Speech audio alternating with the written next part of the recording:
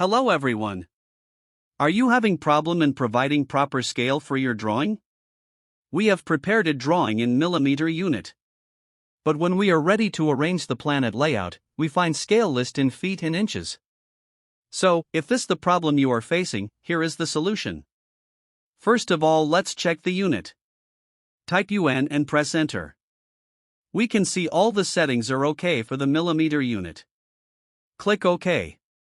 Let's go to model space. At this right side bottom settings, we can see the scale shown here. Or even if it is not shown here, we can bring it from here. Click at this 3 lines icon. We can see here annotation scale option. This option is not shown when we are at paper space. We can see its selection and deselection will shows and hides the scale from here. Now let's click here and click on this custom. Now, from this dialog box, we can do many things like adding new scales, edit scales, etc. Let's click at this reset. We can see 3 options. Metric scales will display only metric scales.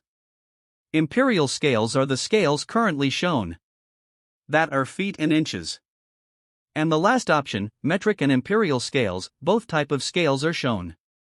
For now let's just click on this metric scales. And click OK. Now we can click here and check.